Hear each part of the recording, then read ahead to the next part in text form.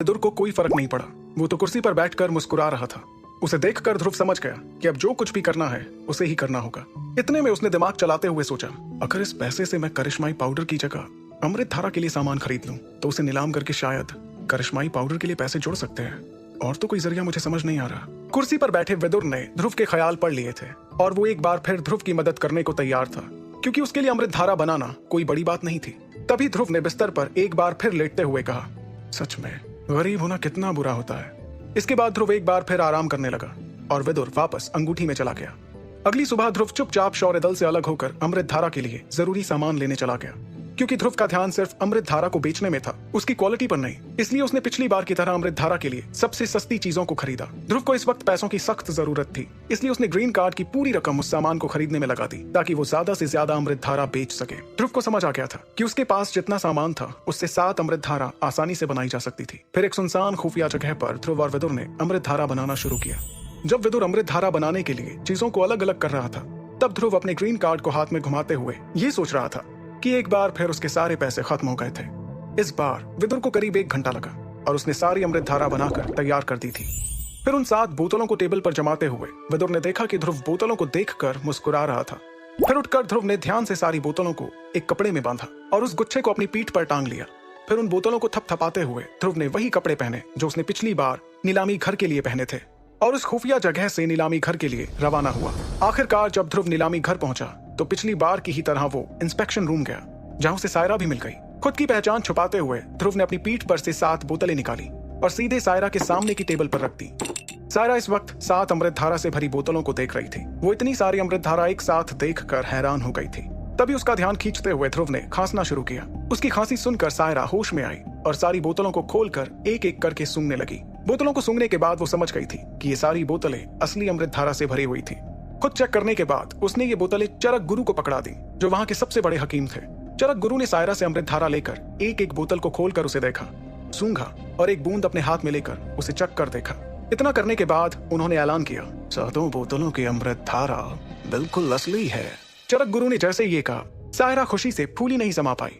उसने ध्रुव की तरफ देखा, जो इस वक्त पूरी तरह से कपड़ों से ढका हुआ था, और उसे एक मुस्कुराहट दी।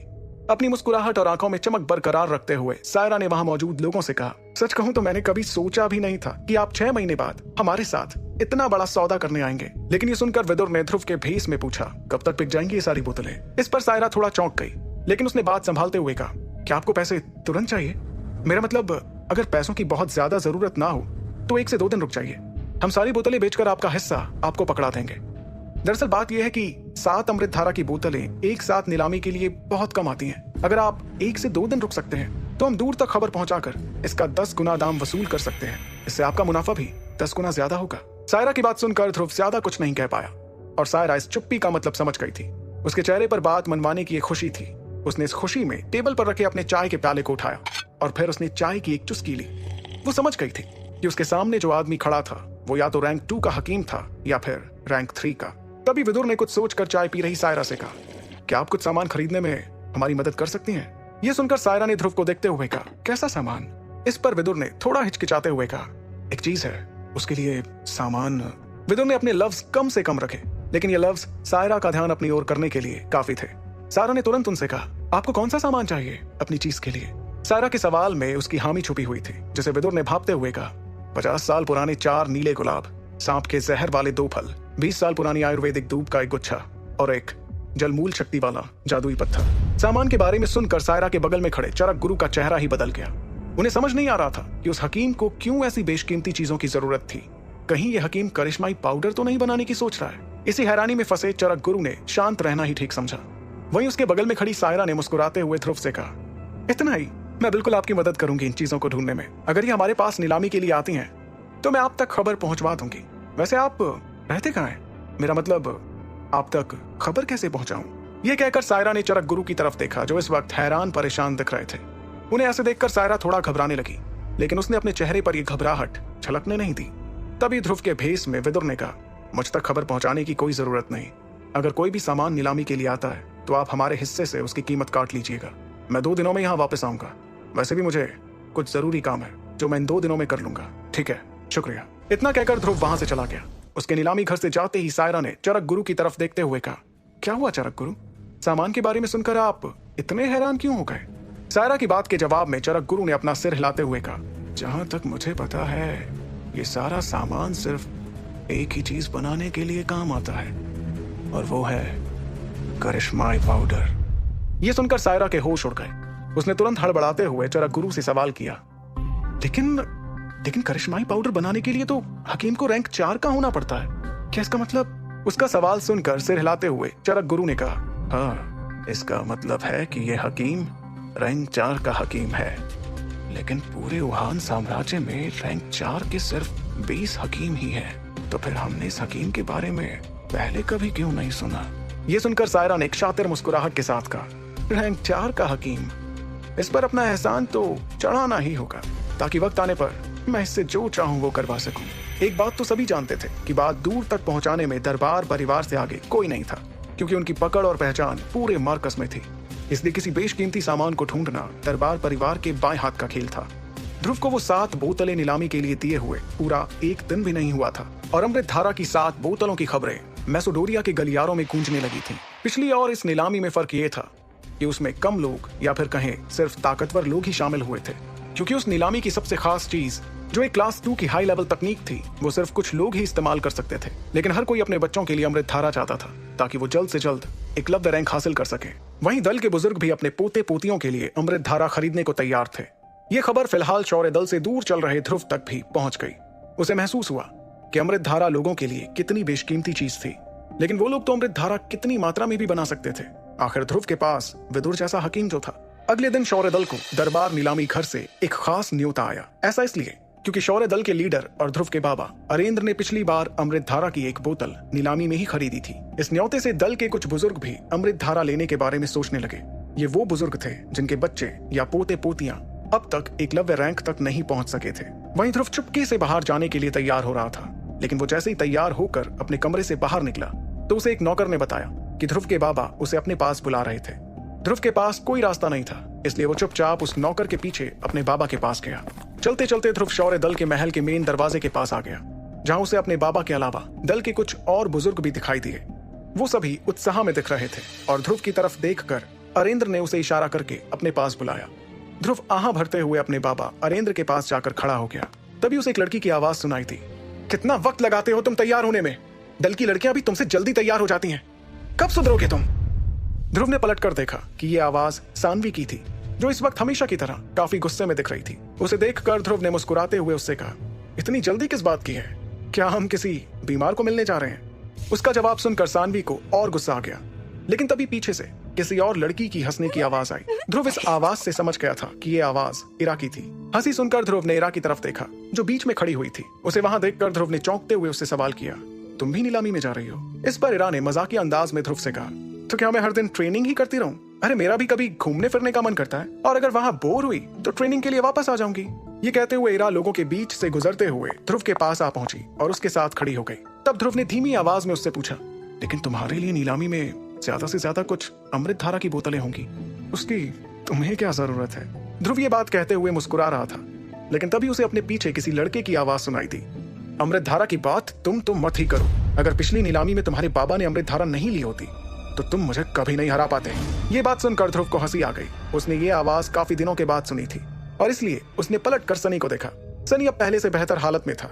2 महीने पहले ध्रुव से मार खाने के बाद वो बहुत दिन बिस्तर पर रहा, और कुछ दिन पहले ही उसने फिर से चलना शुरू किया था। ध्रुव और इरा को साथ देखकर वो जल रहा था, लेकिन उसे ध्रुव की मार अच्छे से याद थी, इसलिए उसने ध्रुव को ज्यादा कुछ कहने की कोशिश नहीं की। लेकिन ध्रुव ने सनी से मस्खरी करते हुए कहा, क्या तुम फिर से लड़ना चाहते हो? ध्रुव की ये बात सुनकर सनी को गुस्सा आ गया। उसने अपनी मुट्ठियां कसते हुए कहा, तुम ऐसे नहीं मानोगे, बहुत गुरूर है ना तुम्हारे अंदर। लड़ना है तुम्हें? वैसे मुझे तुम्हारा शुक्रिया अदा करना चाहिए।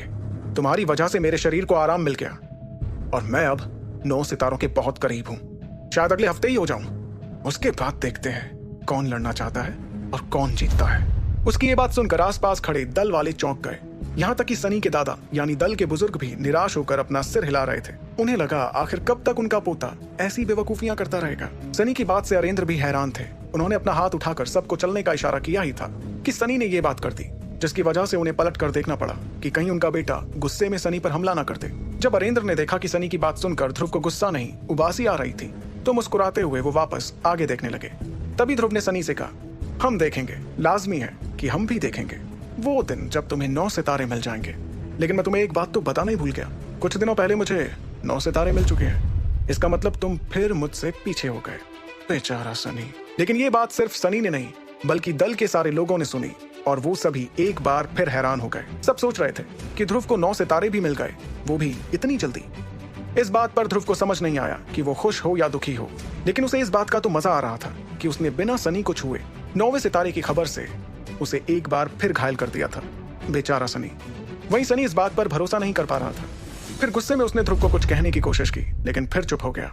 वो पिछले कुछ दिनों से यही सोच रहा था कि कैसे सभी को अपने 9वें सितारे की खबर देगा, लेकिन आज तो ध्रुव ने ही सनी को खबर दे दी कि जिस चीज को सनी हासिल करने वाला था वो चीज ध्रुव पहले ही हासिल कर चुका था। उसने अपनी नजरें घुमाते हुए सानवी को देखा, जो ध्रुव को इस वक्त गुस्से से देख रही थी। सानवी बिना कुछ कहे मन ही मन ये सोच रही थी कि आखिर ध्रुव को सिर्फ 2 महीनों की ट्रेनिंग से 9वां सितारा कैसे मिल गया, आखिर कैसे। सानवी और ध्रुव के बीच एक अजीब सी नफरत थी, लेकिन उसके बावजूद वो समझ रही थी कि ध्रुव की शक्तियां सचमुच बढ़ती जा रही थी। तभी अरेंद्र ने हंसते हुए दल के बुजुर्ग से कहा, मेरे ख्याल से अब हमें चलना चाहिए। नीलामी शुरू होने का वक्त होने ही वाला है। अगर देर से पहुंचे तो शायद एक अमृत धारा भी हमारे हाथ ना आए। अरेंद्र की इस बात के बाद सबसे पहले दल के बुजुर्गों ने मुख्य द्वार से बाहर जाना शुरू किया। उनके जाने के बाद अरेंद्र ने पीछे मुड़कर ध्रुव से कहा, तुमने एक बार फिर मेरा सर फक्र से ऊंचा कर दिया है ध्रुव। सनी के दादा तो मेरा दिमाग ही खा गए थे कि कैसे उनका पोता बहुत ताकतवर है और हमें उसके लिए भी अमृत धारा की बोतल खरीदनी चाहिए। लेकिन सब ये सच जानते हैं कि सिर्फ अमृत धारा से कुछ नहीं होता। खैर देखते हैं क्या होता है। तुम सिर्फ अपनी ट्रेनिंग पर ध्यान देना, इन सब बातों में नहीं। ये सुनकर ध्रुव के चेहरे पर एक मुस्कुराहट आ गई और उसने अपने बाबा के पीछे मुख्य द्वार से बाहर जाते हुए खुद से कहा, मैं तो किसी को बताना भी नहीं चाहता था, लेकिन इस चूजे को कौन समझाए। लेकिन उससे थोड़ी दूरी पर सनी था, जिसने ध्रुव की ये बात सुन ली थी। उसके चेहरे पर गुस्से के साथ एक उदासी थी कि ध्रुव शक्तियों के मामले में अचानक उससे बहुत आगे हो गया था। इसके बाद पूरा दल दरबार नीलामी घर के लिए रवाना हुआ। दूसरी ओर दरबार नीलामी घर के लिए ये नीलामी पिछले 6 महीनों की सबसे बड़ी नीलामी थी। हॉल में बहुत लोग खड़े होकर एक दूसरे से बात कर रहे थे। ध्रुव जैसे ही वहां पहुंचा तो उस शोर से उसका सिर दुखने लगा। ये कुछ ऐसा था जैसे कोई मक्खी लगातार उसके पास आकर भिन भिना रही थी, लेकिन वो उस मक्खी को भगा नहीं पा रहा था। नीलामी घर लोगों से भरा हुआ था, वहां लोगों के पैर रखने की भी जगह नहीं बची थी। और ये देखकर ध्रुव ने चौंकते हुए अपना सिर हिलाया। वो खड़े होकर नीलामी घर के पहरेदारों का इंतजार कर रहा था, जो शौर्य दल के खास लोगों को खास दरवाजे से हॉल के अंदर ले जाने वाले थे। फिर नीलामी हॉल में पहुंचने के बाद ध्रुव ने देखा कि वहां पर भी लोगों की भीड़ लगी थी, लेकिन बाहर के मुकाबले यहाँ काफी जगह बची थी। वहीं ध्रुव के आगे चल रहे अरेंद्र ने पूरे हॉल में एक नजर घुमाई और फिर ध्रुव और शौर्य दल के बाकी लोगों के साथ अपनी अपनी कुर्सियों की ओर चलना शुरू किया। सबके बैठने के बाद ध्रुव के लिए किनारे की कुर्सी ही बची थी, जहाँ बैठकर वो पूरे हॉल का मुआयना कर रहा था। मुआयना करने के बाद बोर होकर ध्रुव ने अपनी आंखें बंद कर ली। तभी उसे किसी की आवाज सुनाई दी, बहन सिर्फ 6 महीनों में एकेडमी का एडमिशन खुलने वाला है ना। एकेडमी का नाम सुनते ही ध्रुव की आंखें अपने आप खुल गईं। वो समझ गया था कि ये आवाज सनी की थी, जो अपनी बहन सानवी से एकेडमी के बारे में पूछ रहा था। रक्ष एकेडमी एक फेमस ट्रेनिंग एकेडमी थी, जहां टीचर बनने के लिए कम से कम महादक्ष रैंक की जरूरत पड़ती थी। इस एकेडमी के सामने अंबर दल की ताकत भी फीकी पड़ जाती थी। यहाँ की ट्रेनिंग कुछ ज्यादा ही कठिन होती है, लेकिन यहाँ से ट्रेनिंग लेने के बाद लोगों का इस एकेडमी से इतना लगाव हो जाता था कि वो यहाँ से ग्रेजुएट होने के बाद भी यहाँ आकर अपने जूनियर्स को ट्रेन किया करते थे। सच तो ये था कि हर एकेडमी काबिल योद्धाओं का जमावड़ा थी, जिससे सभी डरा करते थे। कुल मिलाकर देखा जाए तो इस एकेडमी से निकले हुए 1000 से भी ज्यादा काबिल योद्धा लड़ने को तैयार थे, जो या तो एकेडमी में अभी भी ट्रेनिंग ले रहे थे या फिर वहां से ग्रेजुएट हो चुके थे। और क्योंकि एकेडमी इतनी ताकतवर थी, इसलिए यहाँ एडमिशन मिलना भी कोई आम बात नहीं थी।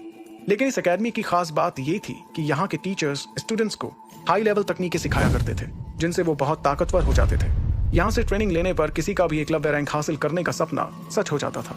इसलिए हर साल ओहान साम्राज्य के हर कोने से लोग साम दाम दंड भेद सब आजमा कर यहाँ एडमिशन लेने की कोशिश करते हैं। इसलिए रक्ष एकेडमी, जिसे लोग प्यार से सिर्फ एकेडमी कहते थे, ट्रेनिंग के लिए सबसे अच्छी जगह थी। लेकिन यहाँ सिलेक्शन होना बहुत मुश्किल था। यहाँ सेलेक्ट होने के लिए 18 साल की उम्र से पहले 9 सितारे हासिल करने होते थे, जो कि ज्यादातर लोगों के बस की बात नहीं थी। और इसीलिए सिर्फ कुछ ही ताकतवर खास लोग एकेडमी में एडमिशन ले पाते थे। सनी की बात सुनकर सानवी ने हामी भरते हुए अपना सिर हिलाया।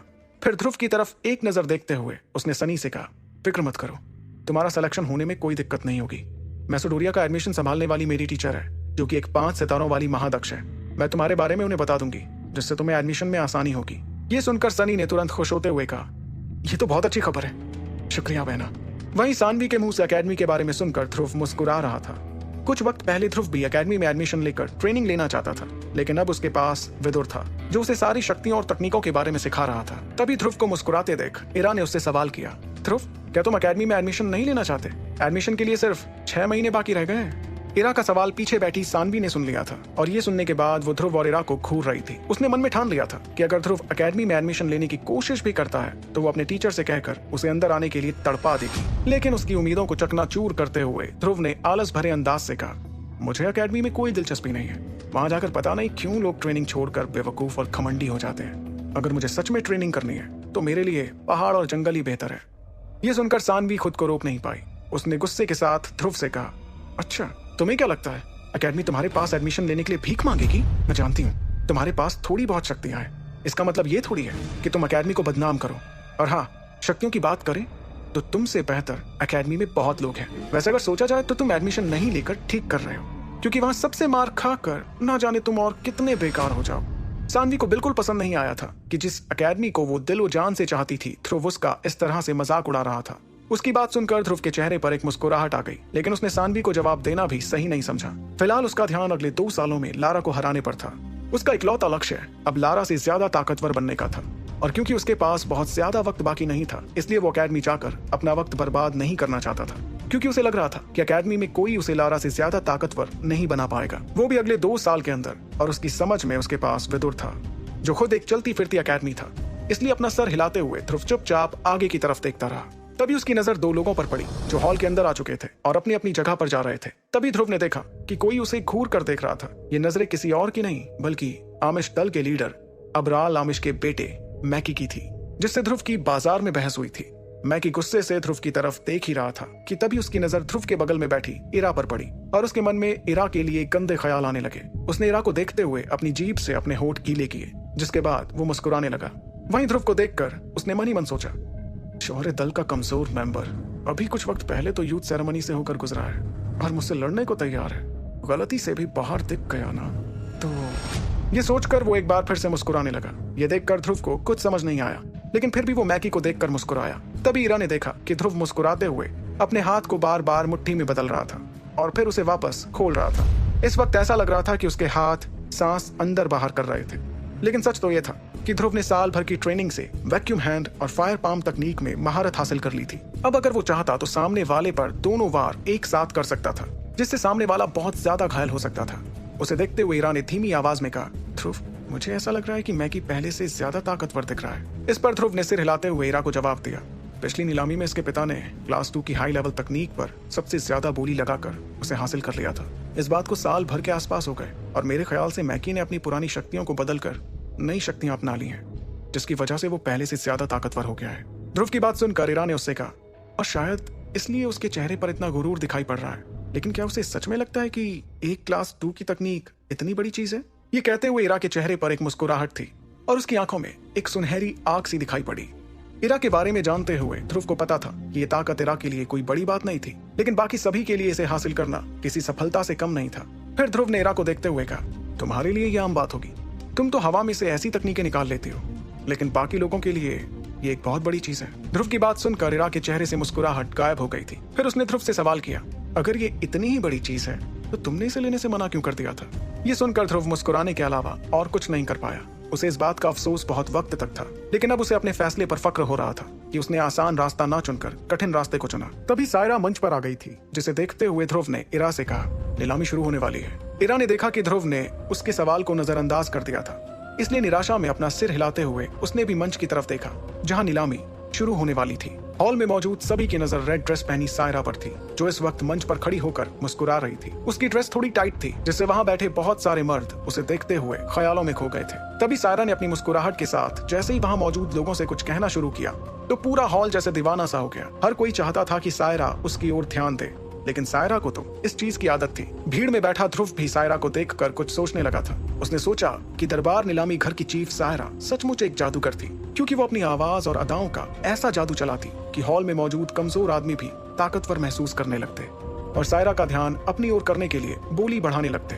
इस वक्त अगर सायरा एक पत्थर की बोली लगवाना भी शुरू कर दे तो लोग उसे भी बेशकीमती समझकर ऊंचे दामों पर खरीदने की कोशिश करेंगे। इस माहौल को देखकर सायरा काफी खुश हुई। सालों की ट्रेनिंग के बाद वो अच्छी तरह से जानती थी कि लोगों पर उसकी खूबसूरती का क्या असर पड़ता है। उसके लाल होंठ मुस्कुरा रहे थे और उसने हॉल में चारों तरफ अपनी नजरें घुमाई। जब उसकी आंखें अरेंद्र के पीछे बैठे एक लड़के पर पड़ी तो वो चाहकर भी खुद को हैरान होने से नहीं रोक पाई। ध्रुव इस वक्त मंच पर खड़ी सायरा को ही देख रहा था, लेकिन बाकियों की तरह उसके मन में सायरा के लिए हवस की भावना नहीं थी, जिससे सायरा थोड़ा हैरान हो गई थी। आखिर था तो ध्रुव भी एक लड़का ही, तो फिर वो कैसे खुद को काबू में रखे हुए था। उसकी आंखें बता रही थीं कि सायरा का जादू उस पर थोड़ा कम चला था। फिर मुस्कुराते हुए सायरा ने जोर से ताली बजाई और कहा, मैं अच्छी तरह से जानती हूँ आप सभी यहाँ क्यों आए हैं, इसलिए इस बार हम छोटी चीजों पर अपना वक्त जाया नहीं करेंगे, बल्कि सीधे मुद्दे पर आते हैं। क्या कहते हैं आप लोग? सायरा के सवाल का जवाब देते हुए कुछ लोगों ने जोर से कहा, तुम जैसा कहो सायरा, वैसे हमारा मुद्दा तो तुम ही हो जाने मन। ये सुनकर सायरा ने मुस्कुराते हुए लाइट्स डिम करने का इशारा किया और फिर पत्थर पर रखी एक बोतल पर से कपड़ा उठाकर उसने सभी को बोतल दिखाते हुए कहा, आप में से बहुतों को पिछली नीलामी वाली अमृत धारा याद होगी। ये अमृत धारा उसी हकीम ने बनाई है। हमारे नीलामी घर के मुख्य हकीम चरक गुरु ने इस बोतल में भरी अमृत धारा को अच्छे से जांच परख लिया है, इसलिए आप लोगों को परेशान होने की कोई जरूरत नहीं। मैं डंके की चोट पर कहने को तैयार हूँ कि अव्वल दर्जे की अमृत धारा है। ये कहकर सायरा मुस्कुराने लगी। उसने देखा कि उस बोतल को देखकर लोगों के मुंह खुले के खुले रह गए थे। हर कोई उस बोतल में भरी अमृत धारा चाहता था और इसीलिए बहुत लोग उसे पाने की चाह में अपने हाथ रगड़ने लगे थे। ये देखकर सायरा ने अपनी मुस्कुराहट बरकरार रखते हुए आगे कहा, पिछली बार जब ऐसी अमृत धारा की नीलामी हुई थी तो इसे शौर्य दल के लीडर अरेंद्र ने हासिल किया था और इसके खरीदते ही उनका बेटा ध्रुव 1 साल के अंदर अंदर 3 सितारों से 8 सितारों तक पहुंच गया। क्या ये सिर्फ उसकी मेहनत का नतीजा है? हो सकता है, लेकिन इतनी बड़ी छलांग में अमृत धारा का एक बहुत बड़ा हाथ जरूर होगा। ध्रुव का जिक्र होते ही सभी की नजरें ध्रुव पर चली गईं। बहुत से लोग जो इस बारे में नहीं जानते थे वो ये सुनकर चौंक गए थे। इतना कि हॉल में बहुतों के चौंकने की आवाज तक सुनाई पड़ी। वो सब हैरान थे कि ध्रुव ने इतने कम समय में इतनी बड़ी छलांग कैसे लगाई होगी। लोगों को लगा सायरा सही कह रही थी और इस छलांग की वजह जरूर अमृत धारा ही होगी। ध्रुव की बढ़ाई सुनकर हॉल के दूसरे छोर पर बैठे मैकी ने गुस्से से अपनी मुट्ठी बंद कर ली। सभी की नजरें अपनी ओर होते देख ध्रुव को समझ नहीं आया कि वो खुश हो या फिर डरे। उसने सोचा कि सायरा बहुत होशियार थी जो उसने ध्रुव का नाम लेकर अमृत धारा हासिल करने की लोगों की इच्छा को और बढ़ा दिया था। लेकिन ध्रुव ने कुछ नहीं कहा। आखिरकार इससे अमृत धारा का दाम कम से कम 20% तो बढ़ गया था। इसका मतलब उसका मुनाफा भी बढ़ गया था। और इस वक्त ध्रुव के लिए सबसे ज्यादा जरूरी कुछ था तो वो सोने के सिक्के थे, जिनसे ध्रुव करिश्माई पाउडर का सामान खरीद पाएगा। इसलिए वो चुपचाप सायरा को मुस्कुराते हुए देख रहा था। वहीं सायरा ध्रुव की फीलिंग्स को नजरअंदाज करके नीलामी शुरू करने के लिए तैयार हुई। उसने अमृत धारा की बोतल हाथ में उठाकर मुस्कुराते हुए कहा, अमृत धारा की पहली बोतल की नीलामी शुरू होती है 15,000 सोने के सिक्कों से। इतनी बड़ी शुरुआती रकम का जिक्र करने के बाद सायरा के चेहरे पर मुस्कुराहट बरकरार थी। उसने सीधे सीधे अमृत धारा की शुरुआती रकम दुगनी कर दी थी। सायरा की इस हरकत से हॉल के एक छोर पर बैठे ध्रुव के मुंह से निकला, बाप रे, ऐसी लूट। वो खुशकिस्मत था कि उसकी बात किसी ने नहीं सुनी थी, नहीं तो शायद उसका ही घाटा हो जाता, जो ध्रुव को बिल्कुल रास नहीं आता। हॉल में इस वक्त सन्नाटा था। शुरुआती बोली ने सबको झंझोड़ दिया था, लेकिन तभी पीछे से किसी आदमी ने कहा, 16,000 सोने के सिक्के। बोली लगाने के बाद उस आदमी ने सायरा को देखा जो इस वक्त उसे देखते हुए मुस्कुरा रही थी। उस आदमी की इस बात से सायरा उस पर फिदा हो गई थी, लेकिन वो नहीं जानता था कि ये तो सिर्फ शुरुआत थी। पहली बोली के बाद सायरा ने मुस्कुराते हुए हॉल में नजरें घुमाई और कहा, क्या कोई और इससे ऊपर जा सकता है या फिर इस बेशकीमती अमृत धारा की सिर्फ इतनी ही कीमत है? उसके ये कहते ही जैसे बोलियों की होड़ लग गई। किसी ने कहा 17,000, तो किसी और ने कहा 18,000, फिर 19,000। बढ़ती बोलियां सुनकर हॉल में मौजूद लोग तो हैरान थे ही, लेकिन सबसे ज्यादा हैरान पहली बोली लगाने वाला था, जो ये देख रहा था कि सायरा अब उसकी तरफ देख भी नहीं रही थी। फिर मुस्कुराना तो दूर की बात थी, इसलिए उसने आगे बोली लगाना सही नहीं समझा। बोलियां सुनकर ध्रुव भी हैरान था, क्योंकि उसने सपने में भी नहीं सोचा था कि अमृत धारा की नीलामी की ऐसी शुरुआत होगी। वो समझ गया था कि सायरा ने नीलामी की खबर मार्कस के हर कोने तक पहुंचा दी थी। वो समझ गया था कि उसका 2 दिन रुकने का फैसला बिल्कुल सही था। अब तक शक्तिशाली दलों ने बोलियां लगाना शुरू भी नहीं किया था, इसलिए छोटे व्यापारी इस मौके का फायदा उठाकर अपनी बोलियां लगा रहे थे। वो जानते थे कि बाद में वो उसे और ज्यादा दाम में बेचकर अच्छा मुनाफा कमा सकते थे। वो सभी इस बात को अच्छे से जानते थे कि वुहान साम्राज्य में अच्छी अमृत धारा की बहुत कीमत मिल जाती है, क्योंकि साम्राज्य का हर व्यक्ति अपनी शक्ति बढ़ाना चाहता था। बोलियों के शुरू होने से तकरीबन आधे घंटे बाद आखिरकार अमृत धारा की पहली बोतल बिक गई। नीलामी की पहली बोतल हासिल कर खरीदार के चेहरे पर एक बड़ी सी मुस्कान थी, जिसे देखकर ध्रुव ने हैरानी में सोचा, अमृत धारा की एक बोतल बनाने की लागत 1,000 सोने के सिक्के थी, लेकिन सायरा ने कितनी चालाकी से उस आदमी से 47,000 सोने के सिक्के निकलवा लिए थे। लेकिन जैसे ही उसे याद आया कि इसमें एक बहुत बड़ा हिस्सा उसका भी था, तो वो अचानक बहुत खुश होने लगा। ध्रुव ने इसी खुशी में विदुर को याद किया, क्योंकि अगर विदुर ध्रुव को नहीं मिला होता तो शायद ध्रुव अमृतधारा के फायदे उठाकर इतना कामयाब नहीं होता। जिस चीज के लिए लोग इतनी बड़ी रकम चुकाने को तैयार थे, वो उसे हर दिन सिर्फ विदुर की वजह से ही मिल पा रही थी। वहीं मंच पर खड़ी सायरा पहली नीलामी से बहुत खुश थी। उसने एक राहत की सांस लेते हुए सोचा, मुझे उम्मीद है कि वो अनजान हकीम इस रकम से खुश होंगे। सायरा जानती थी कि उस हकीम को ज्यादा सिक्के दिलाकर वो बाद में उसकी मदद ले सकती थी, क्योंकि यह हकीम कोई आम हकीम नहीं था, बल्कि रैंक 4 या उससे भी ऊपर का हकीम था। इसके बाद सायरा ने एक नजर सभी को देखा और फिर अमृतधारा की बची बोतलों को देखते हुए कहा, अमृतधारा की बची हुई 6 बोतलें 2-2 की जोड़ी में नीलाम होंगी। एक जोड़ी की शुरुआती कीमत है 30,000 सोने के सिक्के। सभी ने उन बोतलों को देखने के बाद एक बार सबसे ताकतवर दलों की तरफ देखा, जो आपस में कुछ खुसफुसा रहे थे। इससे सभी को अंदाजा हो गया था कि तीनों दल अब बोलियों के मैदान में उतरने वाले थे। तभी आमिश दल के लीडर अबराल आमिश ने अपनी चुप्पी तोड़ते हुए कहा, 31,000 सोने के सिक्के। वैसे तो अबराल शुरुआती कीमत सुनकर थोड़ा हिचकिचा रहे थे, लेकिन ममराज लश्कार के चेहरे पर मुस्कुराहट देखने के बाद वो खुद को रोक नहीं पाए और आगे आकर उन्होंने बोली लगाई। लेकिन आमिश दल का मजाक उड़ाते हुए ममराज ने कहा, अरे अबराल, मुझे तो लगा था कि क्लास 2 की तकनीक खरीद कर तुम्हारा दल दिवालिया हो गया था। तुम्हारे पास 31,000 सोने के सिक्के हैं भी, या फिर ऐਵੇਂ ही हवा में बोलियां लगा रहे हो? ये सुनकर अबराल ने ममराज को गुस्से से देखा, लेकिन पलट कर जवाब नहीं दिया, बल्कि उसकी नजर तो इस वक्त मंच पर रखी अमृतधारा की बोतलों पर थी। तभी मुस्कुराते हुए ममराज ने अपनी बोली लगाई, 35,000 सोने के सिक्के। और इसके बाद जैसे दोनों दलों के बीच बोलियों का घमासान शुरू हुआ, अबराल ने कहा, 38,000। तो ममराज ने उसके जवाब में बोली 45,000 लगा दी। फिर अबराल ने चिल्लाते हुए कहा, 50,000। ये बोली सुनकर वहां बैठे सभी लोग चौंक गए, बल्कि खुद अबराल के इस वक्त हाथ कांपने लगे थे। उसके माथे पर शिकन भी दिखाई दी। वो जानता था कि ममराज ने सच कहा था। क्लास 2 की तकनीक लेने के लिए आमिश दल ने अपना कोष लगभग खाली कर दिया था, इसलिए अमृतधारा पर बोली बढ़ाना उसके लिए धीरे धीरे थोड़ा मुश्किल हो रहा था। 55,000 सोने के सिक्के, ममराज ने डंके की चोट पर कहा। उसके तुरंत बाद अबराल ने बोली और बढ़ाते हुए कहा, 56,000। इस बोलियों के घमासान युद्ध को देखते हुए हॉल में बैठे सभी लोग चुप थे। ऐसा नहीं था कि बाकी किसी के पास इतने पैसे नहीं थे। दरअसल बात ये थी कि कोई भी इन ताकतवर दलों के खिलाफ जाकर गोली नहीं लगाना चाह रहा था। आखिरकार तीनों दलों में महादक्ष रैंक के लोग जो थे, वो जानते थे कि मार्कस में सुरक्षित रहने के लिए सिर्फ सिक्कों की जरूरत नहीं थी, बल्कि असली ताकत तो शक्तियों के रैंक और तकनीकों से पता चलती थी, जो इन दलों में भरपूर थी। इसलिए सभी चुपचाप उनकी बोलियां बढ़ते देख रहे थे और फिर एक नजर हॉल के छोर पर बैठे शौर्य दल की तरफ देख रहे थे, क्योंकि शौर्य दल से अब तक एक भी बोली नहीं आई थी। जब अमृतधारा की बोतलों की बोली 73,000 तक पहुंच गई, तब अपना मुंह छुपाते हुए अबराल आमिश ने बोली लगाना बंद कर दिया। वो जानते थे कि आमिश दल की आर्थिक हालत इतनी भी अच्छी नहीं थी कि वो अमृतधारा की बोतलों पर इतने सारे सिक्के लुटा सकें। अबराल आमिश को चुपचाप बैठे देख ममराज के चेहरे पर एक मुस्कान आ गई। इस मुस्कुराहट से ममराज का पूरा चेहरा ही जगमगा उठा। ये देखते हुए सायरा भी मुस्कुरा रही थी, क्योंकि दलों की ईगो की लड़ाई में हमेशा दरबार नीलामी घर का ही मुनाफा होता था। फिर आखिरकार जब किसी ने भी आगे आकर बोली नहीं बढ़ाई, तो सायरा ने एक पत्थर पर एक छोटा हथौड़ा मारते हुए लश्कार दल को विजेता घोषित किया। अब महज 4 अमृतधारा की बोतलें बची हुई थी। जैसे ही सायरा ने अगली 2 बोतलों को अपने हाथ में लिया, तभी अचानक शौर्य दल की ओर से एक भारी आवाज में किसी ने कहा, 70,500 सोने के सिक्के। ये आवाज शौर्य दल के लीडर अरेंद्र की थी। इस बोली से अगर किसी को सबसे ज्यादा गुस्सा आया था, तो वो अबराल आमिश थे।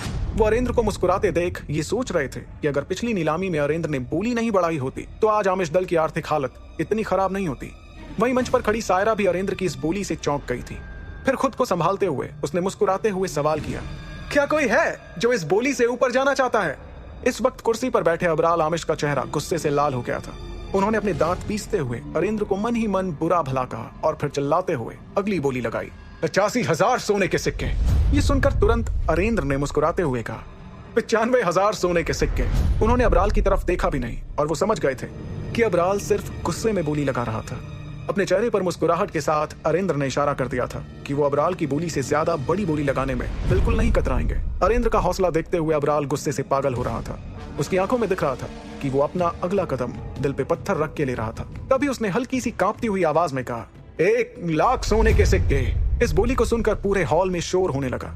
सब यही कह रहे थे कि अमृतधारा की 2 बोतलों की कीमत 1,00,000 सिक्के कैसे हो सकती है। लेकिन अबराल आमिश के लिए ये बात फायदे और नुकसान की नहीं थी, बल्कि वो तो सिर्फ अरेंद्र को निराश होते देखना चाह रहे थे। आमिश दल के लोगों के चेहरे से हंसी गुम हो चुकी थी, क्योंकि उनके लीडर अबराल ने इतनी बड़ी बोली जो लगा दी थी, लेकिन इस बात से दूसरे छोर पर बैठे ध्रुव को बहुत हंसी आ रही थी। उसने धीमी आवाज में अपने बगल में बैठी इरा से कहा, मैं शर्त लगा सकता हूँ कि अगर बाबा ने एक और बोली लगा दी तो शायद आमिश दल अपने लीडर की जान ही ले लेगा।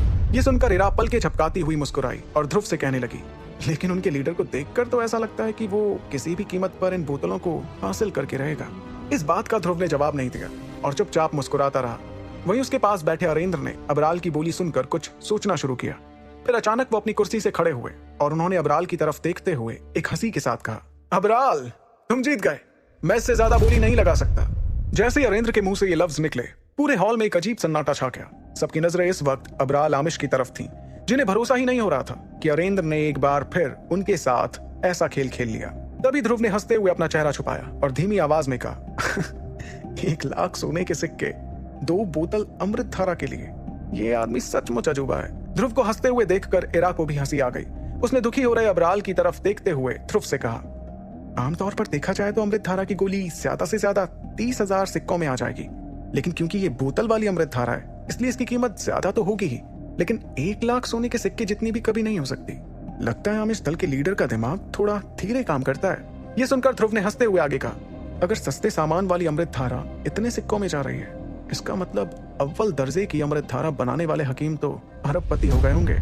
इस पर इरा ने जवाब देते हुए कहा, हकीम मार्कस के सबसे रईस लोग हैं। सबसे गरीब हकीम के पास भी ना जाने कितने एकड़ जमीन होगी। वैसे मैंने ये कहीं सुना है कि हाई रैंक वाले या फिर कहें अव्वल दर्जे के हकीम अपनी बनाई चीजों की ऐसी नीलामी नहीं किया करते। उनके लिए सोने के सिक्के इतने जरूरी नहीं है जितनी की बाकी चीजें। वो तो अपनी बनाई चीजों के बदले दूसरों से कुछ और ले लेते हैं। इरा की बात सुनकर ध्रुव ने थोड़ा चौंकते हुए कहा, कुछ और ले लेते हैं मतलब? ध्रुव को लगा कि इरा को हकीमों के बारे में काफी पता था, इसलिए शायद वो ये भी बात समझ पाए कि हकीम इतनी सारी तकनीकें कैसे जानते हैं। ध्रुव के सवाल का जवाब देते हुए इरा ने कहा, हाँ, कुछ और से मेरा मतलब है तकनीकें, शक्तियां और खास सामग्री, या फिर कुछ और। हकीम अपनी बनाई चीजों के बदले ये चीज ले लेते हैं, इसलिए तो हकीमों से लोग इतना जलते हैं। हर कोई हकीम बनने का सिर्फ सपना देख सकता है, क्योंकि हकीकत में हकीम बनना सिर्फ कुछ लोगों के बस की बात है। ये बात सुनकर ध्रुव ने एक चैन की सांस ली कि उसके पास विदुर था जो उसकी इतनी मदद कर सकता था।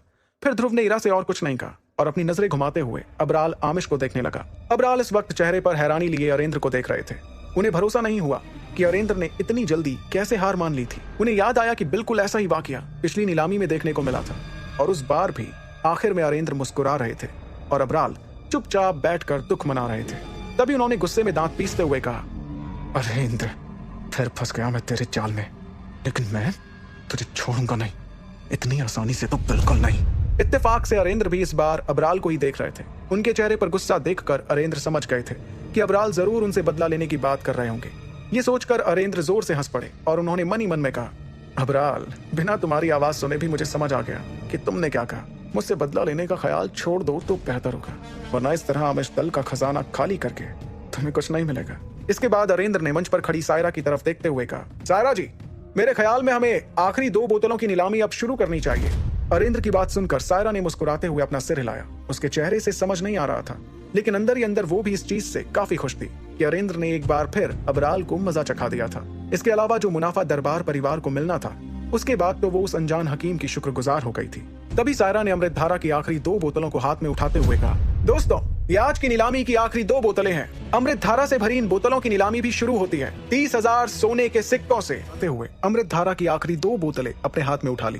फिर सभी को वो बोतलें दिखाते हुए उसने कहा, दोस्तों, अमृत धारा से भरी इन आखिरी बोतलों की बोली शुरू होती है 30,000 सोने के सिक्कों से। आखिरी बोतलों का जिक्र होते ही शौर्य दल के बुजुर्गों ने दल के लीडर अरेंद्र की तरफ देखा।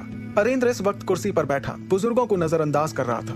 फिर जैसे कुछ सोचते हुए उसने सर हिलाते हुए कहा, 50,000। अरेंद्र की बोली सुनते ही अबराल का गुस्सा और बढ़ गया।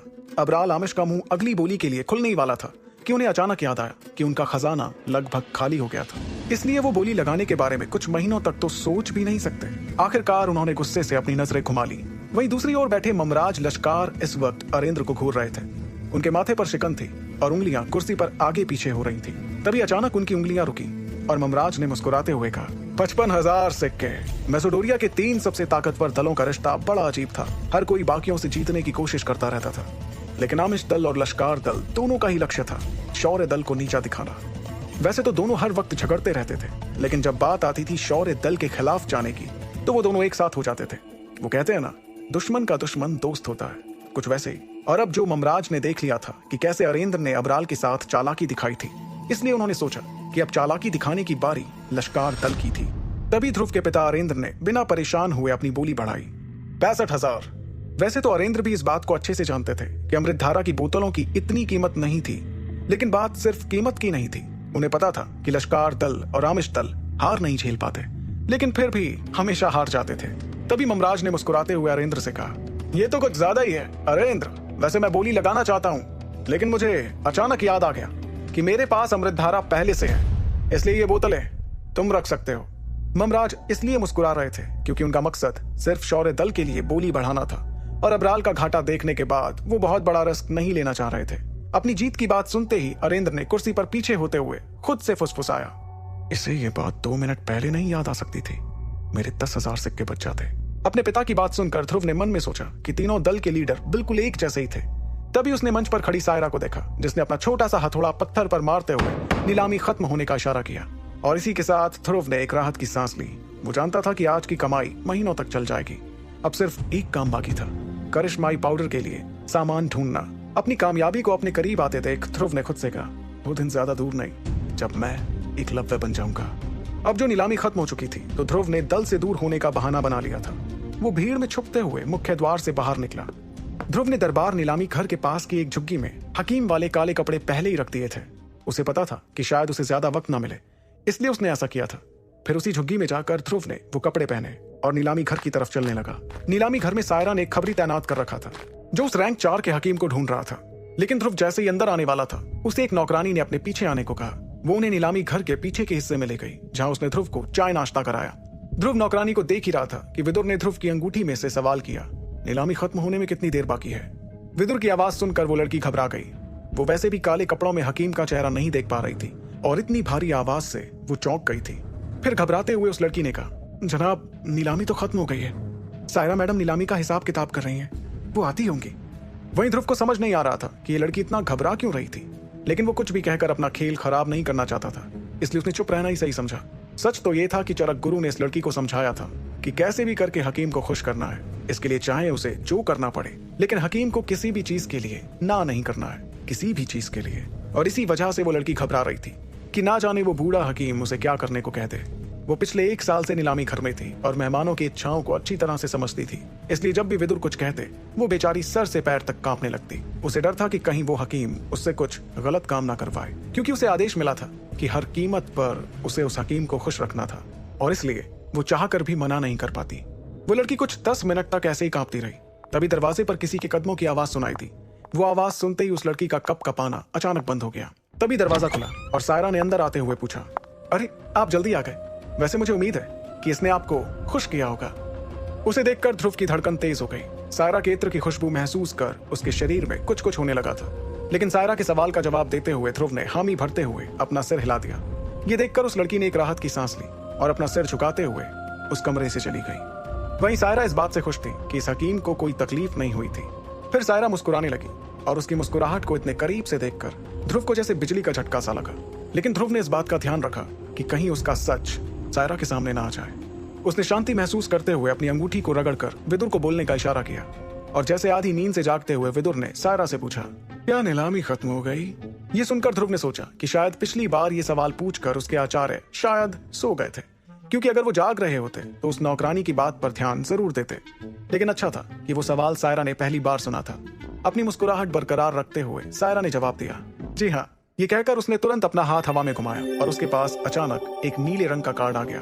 उसे ध्रुव को थमाते हुए सायरा ने कहा, अमृतधारा की 7 बोतलें मिलाकर 2,85,000 सोने के सिक्कों में बिकी। नीलामी की फीस अलग करने के बाद बाकी की रकम इस कार्ड में डाल दी गई है। ध्रुव ने उस कार्ड को गौर से देखा। उस कार्ड को देखकर ही ध्रुव समझ गया था कि ये कार्ड काफी महंगा था। लेकिन कार्ड देते वक्त सायरा ने एक बार फिर इस हकीम के जवान हाथों पर गौर किया था। वो ध्रुव का हाथ देख ही रही थी कि विदुर ने अचानक कहा, ये रकम तो मेरी उम्मीद से बहुत ज्यादा है। लोग आपके नीलामी घर के बारे में बिल्कुल ठीक कहते हैं। आपके जैसा दाम कोई और नहीं दिला सकता। इतने में कमरे में चरक गुरु दरवाजा खोल कर आए। उन्होंने उस हकीम और सायरा को देखकर अपना सिर झुकाया और चुपचाप खड़े हो गए। सायरा ने चरक गुरु को नजरअंदाज किया और खुश होते हुए अनजान हकीम यानी ध्रुव से कहा, अगर आपको फिर से कुछ बेचना हो तो यहाँ बेझिझक आ जाइएगा। मैं वादा करती हूँ आपको सबसे अच्छा दाम दिलाकर रहूंगी।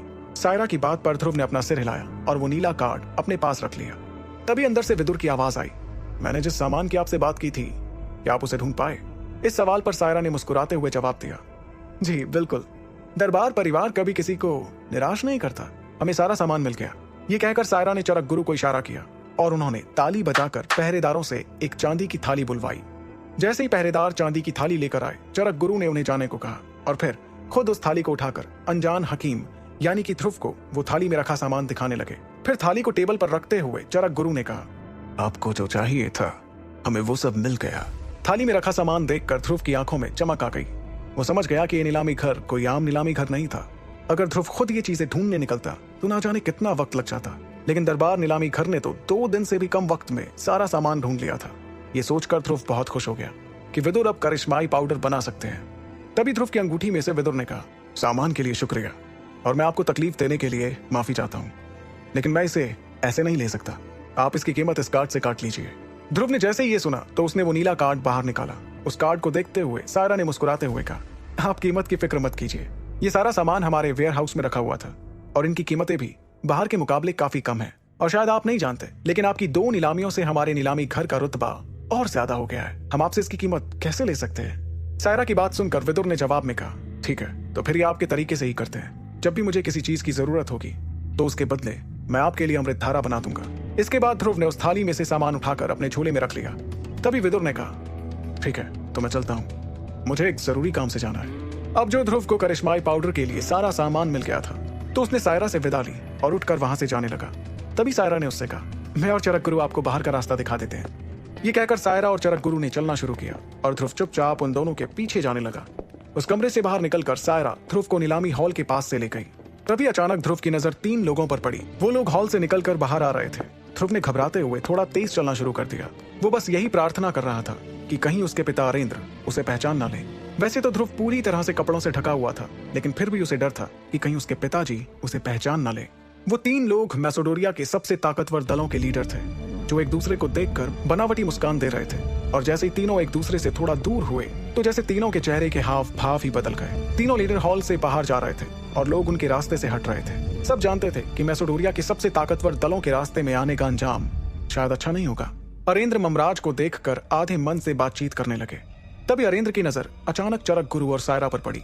उन्हें देखकर वो रुक गए, जिसके बाद ममराज ने भी सायरा की तरफ अपनी नजरें घुमाई। उन दोनों को हैरानी में देख अबराल ने भी जानना चाहा कि आखिर वो दोनों किस चीज से इतना चौंक गए थे। तीनों की नजर इस वक्त दरबार नीलामी घर की मालकिन सायरा दरबार पर थी, जो धीरे धीरे चल रही थी। अरेंद्र और बाकी दोनों नीलामियों में आते रहते थे, इसलिए वो तीनों जानते थे कि सायरा, जो कि हर वक्त मुस्कुराती रहती है, असलियत में बहुत घमंडी थी। आज की नीलामी खत्म होने के बाद लश्कार दल के लीडर ममराज ने उसे दावत पर बुलाया था, लेकिन सायरा ने प्यार से उन्हें मना कर दिया था। इस बात से सभी समझ गए थे कि सायरा के करीब जाना इतना आसान नहीं था। लेकिन इस वक्त सायरा खुद किसी मेहमान को बाहर का रास्ता दिखा रही है, और ये देखकर तीनों दल के लीडर कुछ ज्यादा ही चौंक गए थे। फिर तीनों की नजर सायरा के पीछे चल रहे आदमी पर पड़ी। वो आदमी सर से पैर तक ढका हुआ था, जिसका चेहरा बिल्कुल दिखाई नहीं दे रहा था। उससे बात करते हुए चरक गुरु के चेहरे पर एक मुस्कुराहट थी, जिसे देखकर अरेंद्र समझ गए थे कि इस वक्त इस मेहमान की चापलूसी की जा रही थी। सायरा के बर्ताव से तो सब हैरान थे, लेकिन चरक गुरु के ऐसा करने पर सबको ये जानने की इच्छा हुई कि आखिर ये मेहमान है कौन। आखिर मैसेडोरिया का अव्वल दर्जे का हकीम होने की वजह से चरक गुरु सिर्फ सबसे जरूरी लोगों से ही मिला करते थे, जिनमें तीनों दल के लीडर्स भी थे। और वो तीनों जानते थे कि चरक गुरु बहुत कम बात किया करते थे, लेकिन आज अचानक उनके चेहरे पर चापलूसी भरी मुस्कुराहट देखकर तीनों दलों के लीडर ये जानने को बेताब हो रहे थे कि आखिर ये जरूरी मेहमान था कौन। तभी अरेंद्र ने उस कपड़ों से ढके हुए आदमी को देखकर सोचा, आखिर ये आदमी है कौन? इस आदमी ने दरबार नीलामी घर की मालकिन और मेरी नजर में सबसे जानकार हकीम को ऐसा बर्ताव करने पर कैसे मजबूर किया? और अगर ये इतना ही जरूरी मेहमान था तो ये मैसेडोरिया में आखिर कर क्या रहा था? अरेंद्र ने अपने अगल बगल में देखा कि कैसे अबराल और ममराज भी उस आदमी को देखकर हैरान दिख रहे थे। वो भी जानना चाह रहे थे कि आखिर ये आदमी था कौन। फिर अचानक चेहरे पर एक मुस्कुराहट लाते हुए अरेंद्र ने सायरा की तरफ चलना शुरू किया और तेज आवाज में कहा, सायरा, चरक गुरु, वाह, जाते जाते आप दोनों को देखकर बहुत खुशी हुई। सायरा और चरक गुरु ने हॉल में आते ही तीनों लीडर्स को देख लिया था, लेकिन वो इस वक्त अरेंद्र से ज्यादा अपने मेहमान में दिलचस्पी ले रहे थे। तभी अचानक ध्रुव अरेंद्र की आवाज सुनकर घबरा गया और वहीं हॉल में रुक गया। उसके रुकने पर सायरा ने चैन की सांस ली और अरेंद्र से मुस्कुराते हुए कहा, हम बस हमारे खास मेहमान को दरवाजे तक छोड़कर आ रहे थे। सायरा और बाकियों को रुकते देख अबराल भी हंसते हुए उसके पास आए और नीलामी घर के खास मेहमान की तरफ देखते हुए उन्होंने शक की निगाहों से कहा, आपके ये खास मेहमान क्या मैसूटोरिया में ही रहते हैं? क्योंकि जितना मुझे ध्यान है मैं पिछले बहुत सालों से यहाँ आ रहा हूँ, लेकिन मैंने इन्हें यहाँ आज तक नहीं देखा। अबराल के सवाल पर चरक गुरु ने कहा, अबराल जी, ये जनाब दरबार नीलामी घर के खास मेहमान हैं। इतना कहकर चरक गुरु ने अबराल आमिश को इशारा कर दिया था कि वो उनसे ज्यादा सवाल ना करे, और अबराल चरक गुरु के चेहरे से इस बात को समझ भी गए थे। उन्होंने मन में सोचा, आखिर कौन है ये आदमी जिसके लिए चरक गुरु मुझसे ऐसे बात कर रहे हैं? मुझे इसका पता लगाना ही होगा। अबराल की बात का जवाब सुनकर अरेंद्र ने अपना सवाल अपने मन में ही रखा। इस काले कपड़े से ढके हुए आदमी को देखने की इच्छा तो अरेंद्र की मन में थी, लेकिन उसे लगा शायद इसका ओहदा कुछ ज्यादा ही बड़ा था, इसलिए वो चुपचाप मुस्कुराते रहे। तभी अचानक उस खास मेहमान ने अरेंद्र से कहा, आप शौर्य दल के लीडर अरेंद्र है ना? उस बूढ़ी आवाज को सुनकर अरेंद्र चौंक गए कि आखिर ये खास मेहमान उन्हें कैसे जानता था। तभी उस हकीम ने अपनी बात आगे कही, मैंने सुना है कि आपका बेटा अमृतधारा की मदद से 9 सितारों तक पहुंच गया। ये सचमुच ताज्जुब की बात है। अपने बेटे की बढ़ाई सुनकर अरेंद्र ने मुस्कुराते हुए हकीम से कहा, मेरे बेटे की किस्मत बहुत अच्छी है। अरेंद्र की बात सुनकर उस हकीम ने जवाब में कहा, किस्मत ताकत का ही एक हिस्सा होती है। अगर फिर कभी हो पाया तो मैं आपके बेटे से जरूर मिलना चाहूंगा। कौन जानता, शायद वो भी हकीम बनने के काबिल हो। अरेंद्र इस बात को समझ नहीं पाए थे, लेकिन इस बात का मतलब पूछकर वो उस खास मेहमान का अपमान नहीं करना चाहते थे, इसलिए उन्होंने मुस्कुराते हुए कहा, जी जरूर, अगर भविष्य में कभी मौका मिला तो मैं आपको अपने बेटे से जरूर मिलवाऊंगा। इतने में हकीम ने सायरा की ओर देखते हुए कहा, मुझे दरवाजे तक छोड़ने की जरूरत नहीं है, मैं खुद ही चला जाऊंगा। वैसे भी मुझे काम है, आप लोग अपनी बातचीत जारी रखिए। ये कहकर वो हकीम मतलब कि ध्रुव उस जगह से चलता बना। उसने सायरा के जवाब का इंतजार भी नहीं किया। हकीम के जाने के बाद अरेंद्र ने सायरा और चरक गुरु की तरफ देखा। उनकी आंखों में जलन साफ समझ आ रही थी। तभी सायरा ने अरेंद्र से एक सवाल किया, अरेंद्र जी, क्या आप इन्हें जानते हैं? इस बात का जवाब देते हुए अरेंद्र ने अपना सर हिलाते हुए कहा, नहीं तो, बल्कि मैं तो इनसे पहली बार मिला हूं। यह सुनकर मन ही मन वहां खड़े लोगों ने सोचा कि सच में शौर्य परिवार किस्मत वाले थे। तभी चरक गुरु ने अबराल के हाथों में अमृतधारा की बोतलों को देखते हुए कहा, यह अमृतधारा इन्होंने ही बनाई है। यह सुनकर सभी हैरान हो गए। क्या इतनी बेशकीमती अमृतधारा सच में उस अनजान हकीम ने बनाई थी? लेकिन फिर अरेंद्र के चेहरे पर एक बड़ी सी मुस्कुराहट आ गई। उन्होंने ध्यान नहीं दिया था कि वो खास मेहमान इतना बड़ा हकीम भी हो सकता था। और चरक गुरु के बर्ताव को देखकर सब समझ गए थे कि वो हकीम मैसेडोरिया के सबसे अच्छे हकीम चरक गुरु से भी बेहतर था। अरेंद्र को ऐसा लगा जैसे वो बहुत किस्मत वाला था कि उसे इतने बड़े हकीम से मिलने का मौका मिला। और तो और उस हकीम ने भविष्य में मिलने की बात भी कही थी, जिससे शौर्य दल को बहुत फायदा हो सकता था, खास कर कि अरेंद्र के बेटे को। लेकिन अरेंद्र नहीं जानते थे कि वो हकीम उनका बेटा ध्रुव ही था, जो विदुर की मदद से अमृतधारा बना पा रहा था। अरेंद्र की मुस्कुराहट को देखकर पास ही खड़े अबराल और ममराज की आंखें जलन से भर गईं। उन्होंने मन ही मन सोचा, आखिर हर बार इसकी किस्मत ही क्यों अच्छी निकलती है। वहीं दूसरी ओर नीलामी घर से बाहर आने के बाद ध्रुव कुछ देर तक सड़कों पर घूमता रहा। फिर जैसे ही उसने देखा कि उसके आसपास की भीड़ थोड़ी कम हो गई थी, तो वो तुरंत पास की उसी झुग्गी में गया जहां उसने अपने कपड़े बदलकर हकीम का हुलिया अपनाया था। झुग्गी में काले कपड़े उतारते ही ध्रुव ने विदुर से सवाल किया, आचार्य, आप तो मुझे मरवा ही देते, आपको क्या जरूरत थी पिताजी से बात करने की? ये सुनकर विदुर ने हंसते हुए ध्रुव से कहा, मैंने वहां जो कुछ किया सोच समझ कर किया था। और सच बताओ, हकीम के भेष में पिताजी से बात करने की इच्छा तो तुम्हारी भी हो रही थी, मैं जानता हूँ। ध्रुव ने विदुर की बात सुनकर ये सोचा कि उसकी बात में दम तो था, लेकिन ध्रुव को अपने पिताजी के लिए थोड़ा बुरा भी लग रहा था। वो इसलिए क्योंकि दोनों नीलामियां मिलाकर विदुर की बनाई गई अमृतधारा की 3 बोतलें खुद उसके पिताजी ने खरीदी थी।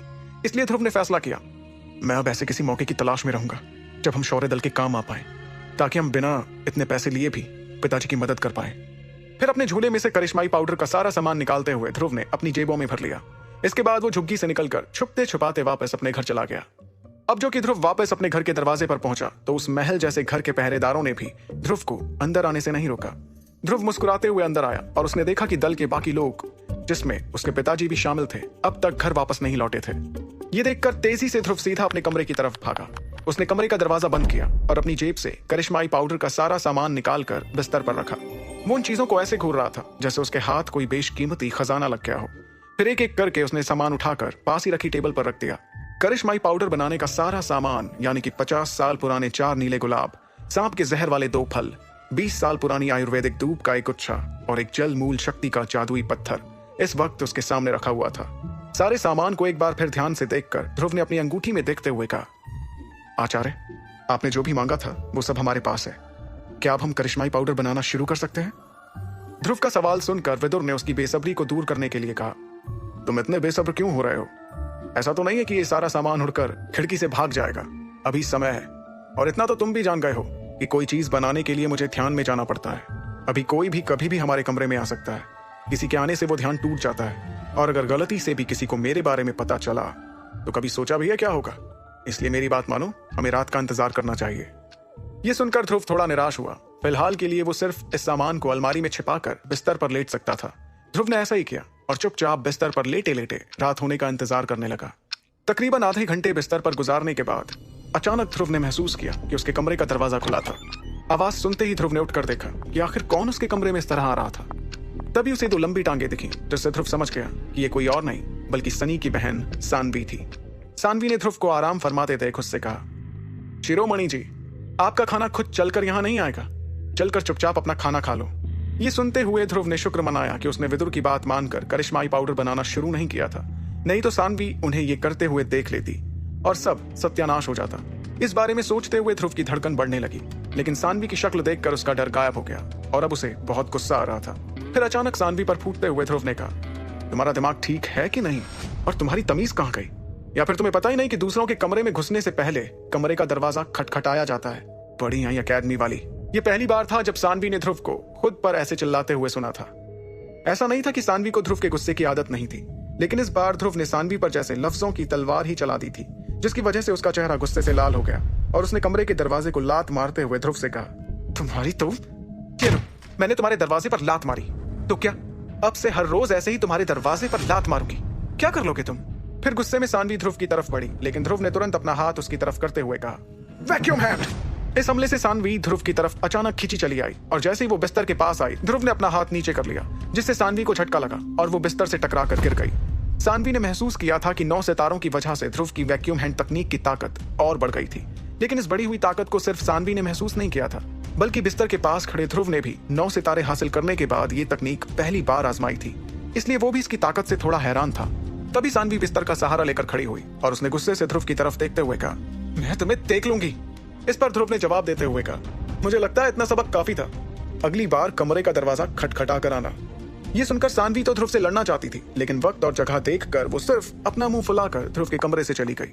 उसके बाद ध्रुव ने मुस्कुराते हुए अपना मुंह धोया और फिर खाना खाने निकल पड़ा। खाने की टेबल पर ध्रुव सानवी को देख रहा था, जो उसके सामने बैठकर खा रही थी। उसके खाने के तरीके से ध्रुव के चेहरे पर मुस्कुराहट आ गई, जिसे देखकर सानवी ने गुस्से से खाना शुरू कर दिया। उन दोनों को देखकर पास ही बैठी ईरा समझ गई थी कि दाल में कुछ काला था। खाने वाली दाल में नहीं, बल्कि ध्रुव और सानवी के बीच कुछ तो हुआ था जो ईरा को पता नहीं था। वहीं ध्रुव ने अपनी नजर सानवी के बगल में बैठे सनी की तरफ की, जो इस वक्त बहुत खुश दिख रहा था। उसके चेहरे की मुस्कुराहट देखकर ध्रुव ने मन ही मन सोचा, लगता है इसने अमृत धारा पी ली है, लेकिन इस बेवकूफ को शायद ये नहीं पता कि अमृत धारा 8 सितारों के बाद ज्यादा असर नहीं करती। फिर ध्रुव ने मुस्कुराते हुए टेबल के एक छोर पर बैठे अपने पिता अरेंद्र को देखा।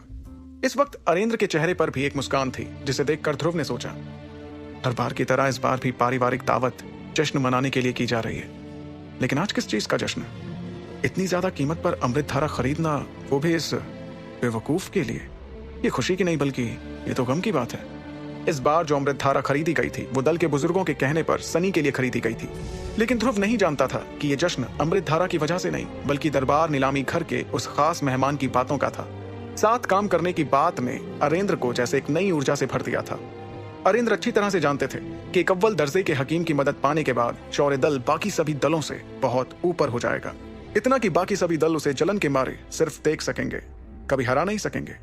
वो जानते थे वैसे भी शौर्य दल को हराना मुश्किल था, लेकिन हकीम की मदद के बाद तो उनकी तरफ कोई आंख उठाकर भी नहीं देख पाएगा। और इसी बात को सोच सोच कर अरेंद्र बहुत खुश हो रहे थे, और दल के बुजुर्ग तो इस बात से और भी ज्यादा खुश थे, जिसे देखकर ये साफ समझ आ रहा था कि वो लोग खुद को कितना खुशकिस्मत मान रहे थे। खाना खत्म होने के बाद पूरा परिवार एक दूसरे से गले मिला और फिर सब अपने अपने घरों के लिए रवाना हुए। ध्रुव ये देखकर तुरंत अपने कमरे की ओर भागा। उसे देखकर दरवाजे पर खड़ी सानवी ने गुस्से से जमीन पर अपना पैर पटका और बदले की आग में वो वापस अपने घर चली गई। शौर्य दल के सभी लोगों के घर आस पास ही थे, इसलिए अगर वो चाहती तो फिर ध्रुव को परेशान करने कभी भी आ सकती थी। वहीं अब तक ध्रुव अपने कमरे में पहुंच गया था। उसने ध्यान से अपने कमरे का दरवाजा बंद किया ताकि कोई उसके काम में खलल न डाल सके। वो इस बार हड़बड़ा नहीं रहा था, क्योंकि वो समझ गया था कि अगर उसने विदुर की बात नहीं मानी होती तो सानवी को करिश्माई पाउडर के बारे में पता चल जाता, जिसके बारे में ध्रुव कभी अपने बुरे सपने में भी नहीं सोच सकता था। उसने खिड़की से झांक कर देखा कि रात होने में अभी थोड़ा ही वक्त बाकी था, इसलिए उसने एक बार फिर अपने बिस्तर पर छलांग मारी और थोड़ी देर और सो गया। आखिरकार जब अंधेरा हुआ और लगभग सभी लोग सो चुके थे तो अचानक ध्रुव की आंख खुली। वो तुरंत बिस्तर से उठा और अलमारी को खोलकर करिश्माई पाउडर बनाने का सारा सामान बाहर निकालने लगा। फिर उस सामान को टेबल पर रखकर उसने अपनी अंगूठी रगड़ी। अंगूठी रगड़ने पर एक चिंगारी सी निकली और विदुर उसमें से बाहर आकर ध्रुव के सामने खड़े हो गए। तभी ध्रुव ने विदुर से पूछा, आचार्य, क्या हम लोग अब करिश्माई पाउडर बना सकते हैं? ये सवाल सुनकर विदुर ने मुस्कुराते हुए ध्रुव से कहा, आखिरकार तुम सब्र का महत्व समझ ही गए। कोई भी औषधि बनाने के लिए एक शांत वातावरण की जरूरत होती है। अगर आसपास शांति ना हो तो मेरा ध्यान भटक सकता है और इसका अंजाम बिल्कुल अच्छा नहीं होगा। फिलहाल तो इसका असर तुम्हें समझ नहीं आएगा, लेकिन वक्त के साथ साथ तुम्हारी जिंदगी तेजी से घटती जाएगी। इसलिए ध्यान रखना, औषधि बनाते समय आसपास शांति होनी चाहिए, चाहे किसी भी कीमत पर। यह कहते हुए विदुर ने टेबल पर रखे सामान को एक बार फिर गौर से देखा। उनकी बात सुनकर ध्रुव समझ गया था कि उसे क्या करना है, इसलिए उसने हामी भरते हुए अपना सिर हिलाया। ये देखकर कि ध्रुव उनकी बात को समझ रहा था, विदुर ने करिश्माई पाउडर बनाने की प्रक्रिया शुरू की। उन्होंने अपने दोनों हाथों को रगड़ा, जिससे उनके हाथों पर एक सफेद रोशनी दिखाई दी। फिर उस रोशनी को काबू में लाते हुए विदुर ने ध्रुव की तरफ देखा, जो इस रोशनी को देखकर हैरान दिख रहा था। ये देखकर विदुर ने मुस्कुराते हुए उसे बताया, ध्यान रखना, एक हकीम कितना अव्वल दर्जे का है ये तुम्हें उसके हाथ से निकलती रोशनी के रंग से पता चल जाएगा। आगे की कहानी जानने के लिए सुनते रहिए सुपर योद्धा, सिर्फ